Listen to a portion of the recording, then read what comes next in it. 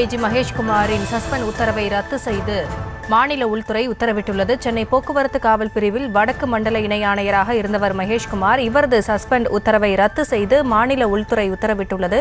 இது குறித்த விவரங்களோடு இணைகிறார் எமது செய்தியாளர் முரளி விவரங்களை வழங்கலாம். வணக்கம்.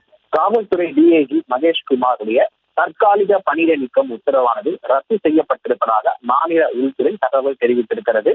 சென்னை காவல்துறையில் போக்குவரத்து வடக்கு மண்டல போக்குவரத்து இணை ஆணையராக மகேஷ்குமார் பணியாற்றி வந்திருந்தார். இந்த நிலையில் இவருக்கு தொடர்பான விவகாரம் தொடர்பாக ஒரு பெண் காவல்துறை சேர்ந்த நபர் பாலியல் துன்புறுத்தல் ஈடுபட்டதாக டிஜிபி சங்கர் ஜிவாடம் புகார் அளித்திருந்தார். இந்த புகாரின் அடிப்படையில் டிஜிபி அப்பொழுது விசாகா கமிட்டியில் இந்த விசாரணை நடைபெறும் என தெரிவித்திருந்தார். அதன் அடிப்படையில் சீமா அகர்வால் இங்கு ஐபிஎஸ் தலைமையிலான குழுவானது இந்த விசாரணை நடத்தியது.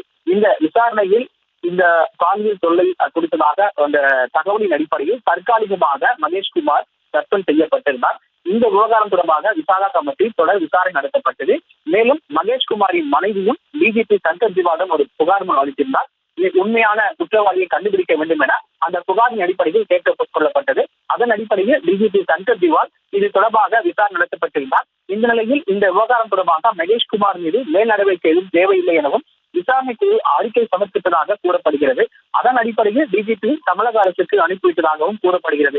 இந்த நிலையில் இந்த சஸ்பெண்ட் செய்யப்பட்ட உத்தரவு தற்பொழுது தற்காலிகமாக நீக்கப்பட்டதாகவும் உள்துறை அமைச்சகத்திலிருந்து தற்பொழுது செய்தி வெளியாகியிருக்கிறது. இது தொடர்பாக மேலும் அவர் வேறு இடத்தில் பணியாற்றுவர் எனவும் காவல்துறை தரப்பிலிருந்து தகவல்கள் தெரிவிக்கப்பட்டிருக்கிறது. விவரங்களுக்கு நன்றி முரளி.